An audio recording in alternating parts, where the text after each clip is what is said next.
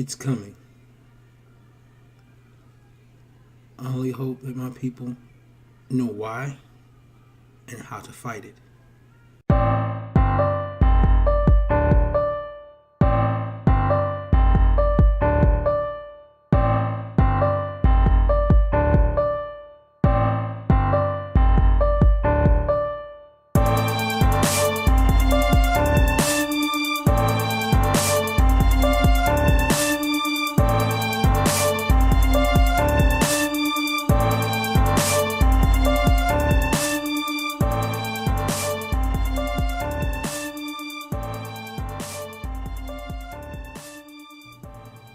Okay,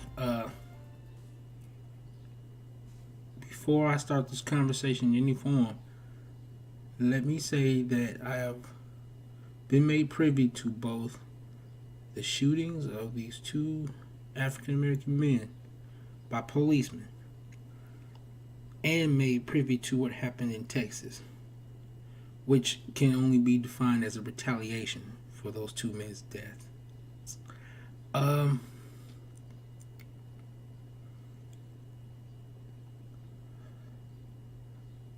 There is a war that is coming. For so long, the African American community in and of itself as a whole has felt displaced, has felt a sense of being hunted.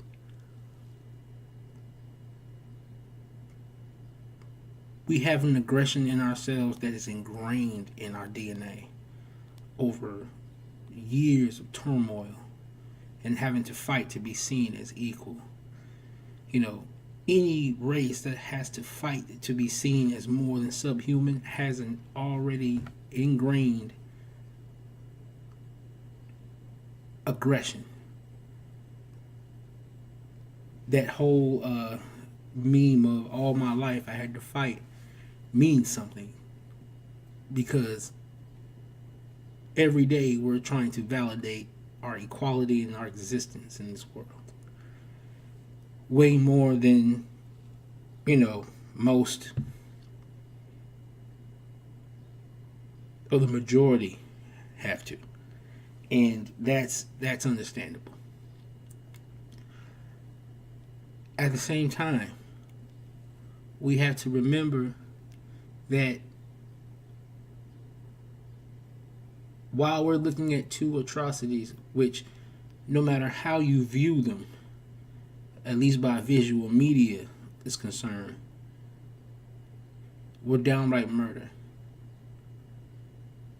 And that, yes, it should bother you. I am 31, going on 32 this year. Both of these men were in my age group. And these men weren't men of, celebrity status. These were average men working average jobs.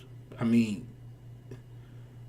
Mr. Sterling was just selling CDs at a gas station. I think he was at the time living in a shelter, from what the media says. So these men were in no way, shape, or form targeted because of fame or fortune. And from what, like I said before, is visually shown, these men had no reason to have bullets put into them.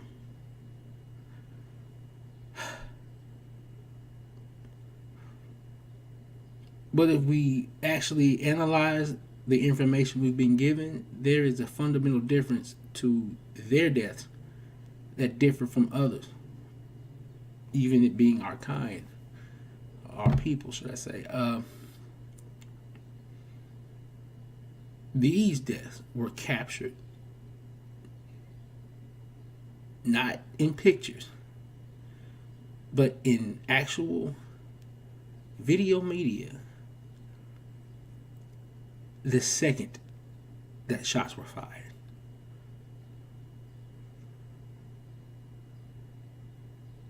there's something to be said about watching someone die. You see, there's a certain wall that's put between you and emotion when you only see the picture of the person while they're laying on the ground. You know, if you've grown up in any form of impoverished neighborhood as African American, 8 times out of 10, you've seen a dead body at least once. But to see a body in the process of death, and to see it being done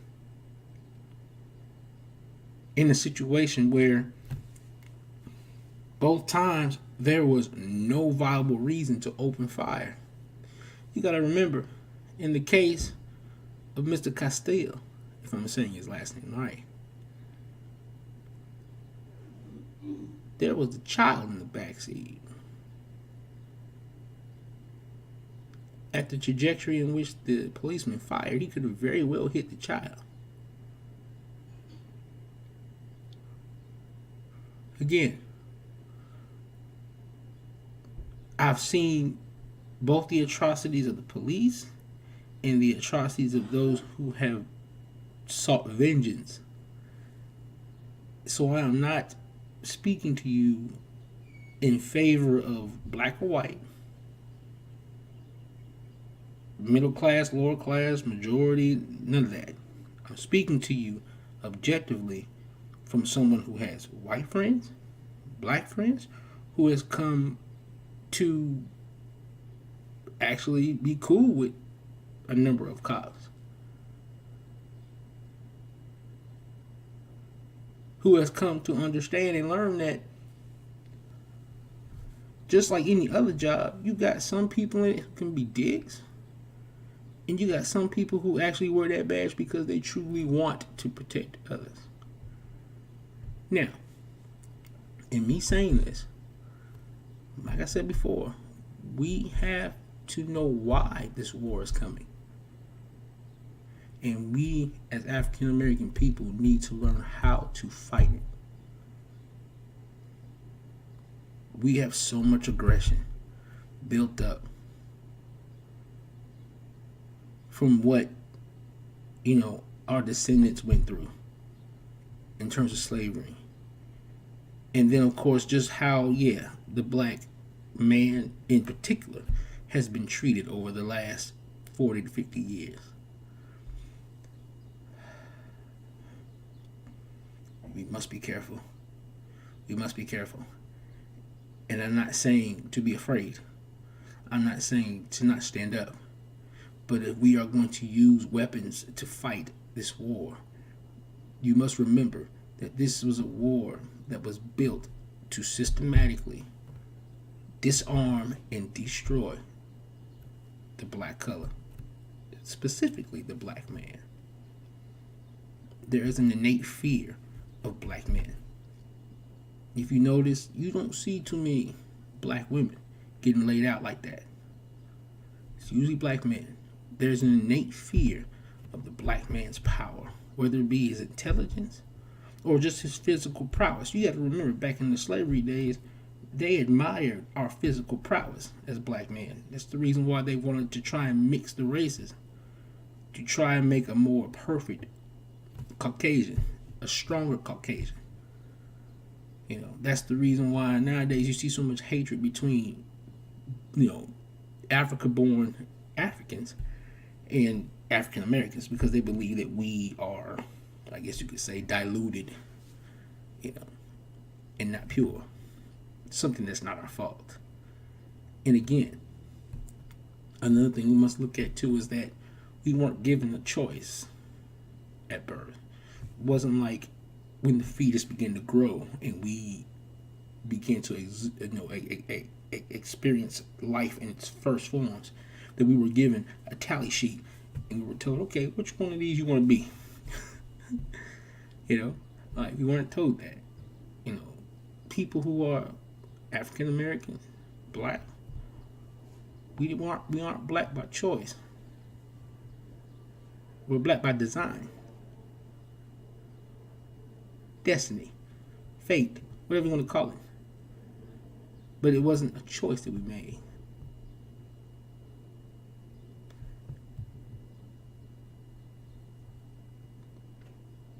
Thus, any type of hate crime, of course, is despicable, no matter how it's done.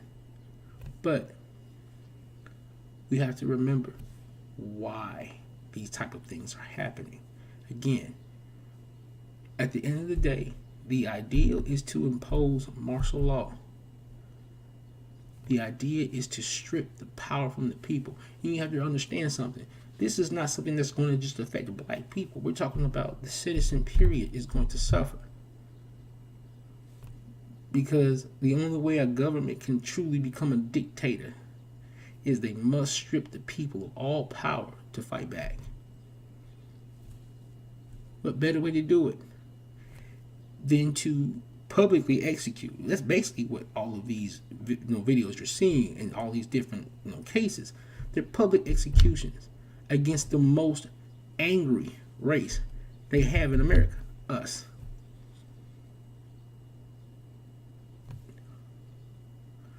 It is to impose a martial law to give them the right to take away the citizens' Second Amendment right. And when they do, martial law will be instated, because all that's going to happen is you're going to have incidents like Texas happen more and more often, more and more blazing. And these people who are actually falling into the design in which they want us to are going to be seen as heroes, when actually they are the tools for our own self-destruction. We must remember that the way we fight ignorance is with knowledge.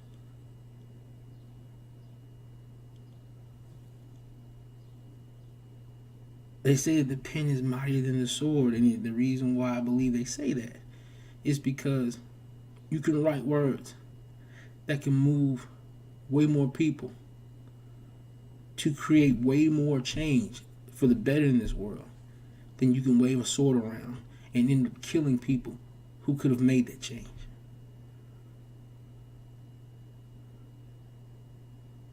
Yes, it's okay to be angry. Yes, it's okay to be mad. Yes, it's okay to say you are fucking hunting my people like we're animals, and you're treating us like we're animals. You approach our cars already with the fear of confrontation in your heart, and it makes you trigger happy to the point to where I can't even reach for my wallet like any other, or should I say even a Caucasian man could, without catching a bullet. I'm scared to even keep my wallet in my pocket when I drive. I have to keep it out in the open just so that you can physically see me reaching for a wallet and not anything else. Yes, it is okay to be angry about that. It's fucked up. It is fucked up. But we must not let that anger overflow into senseless violence. Because then we do become the animals that they think we are.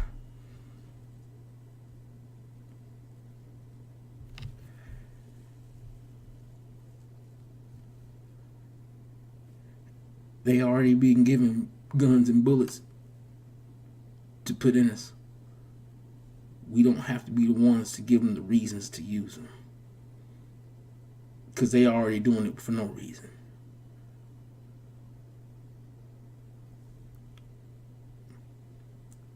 In a previous video, I talked about African Americans not knowing their rights to bear arms.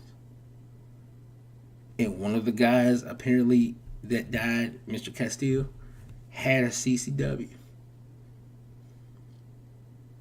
Had the right to carry concealed, and he made that, clear to the officer. And still he was shot to death. But let's take that same situation and let's say that he didn't have a concealed carry license, and he had a firearm in that car, and he didn't tell the officer. The situation could have more than likely ended the exact same way, but at least this time, In that second scenario, it wouldn't have been an officer wrongfully shooting the police. It would have been whatever he said went, because the fact that the man had a permit means that the man did not have a felony record or any violent felony or any violent charge at all. And he's in an open carry state. You have to remember, it's details like that that can change everything. So don't be afraid to go and get those freedoms, because those freedoms will be the difference between you being looked at as a criminal and then you being looked at as a man who was an American citizen who had no priors to be able to have such a license, and you were still murdered as if you were about to reach for a gun.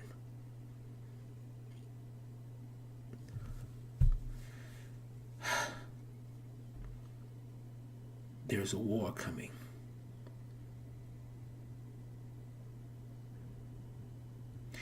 And we as citizens, I'm not even just talking about African Americans, I'm talking about we as citizens against an authoritative style government. We are designed by this government to be unable to fight them bullet for bullet. Understand that.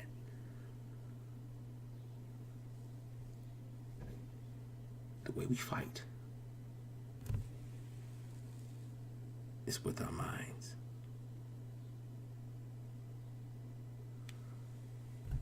This is Amon-Rellik, the Godslayer, Godslayer ENT. I'm not gonna lie. The proud black man inside of me is mad as fuck. But the man that has studied history and the way it has gone for hundreds of years is smart enough to know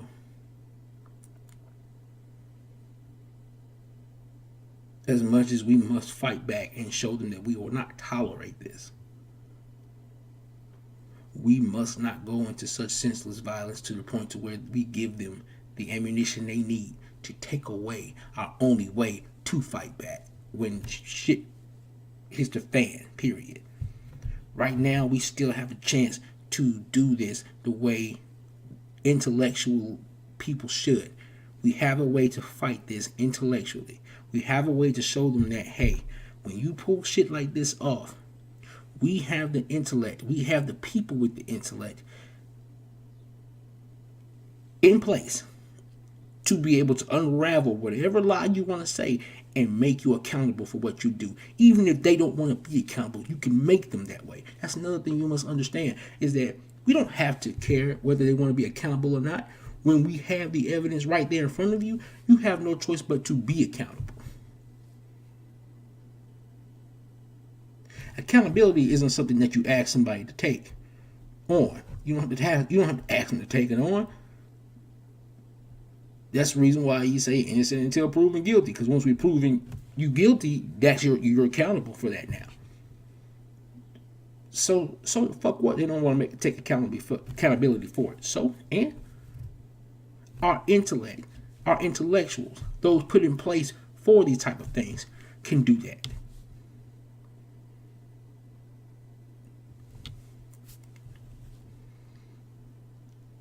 Us going out there in the streets and putting and spraying bullets in retaliation, that's last. That's when nothing else works. That's when all hell hits the fan. And there's just nothing else left. That's when they decide to take your guns from you, and they decide to oppress you as an authoritarian government, and they take every right that you have as a person, not as a right that the Americans gave you or that the Constitution gives you, but your right as a person to protect your life, period, exists regardless. That's when we got to start actually going bullet for bullet and be willing to die. But right now, all we're doing is giving them the juice to say that is where we must go.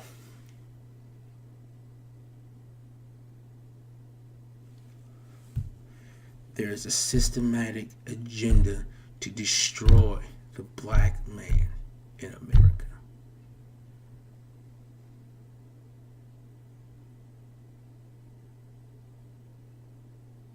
and they are trying their best to prove what they've always thought, that we're monkeys.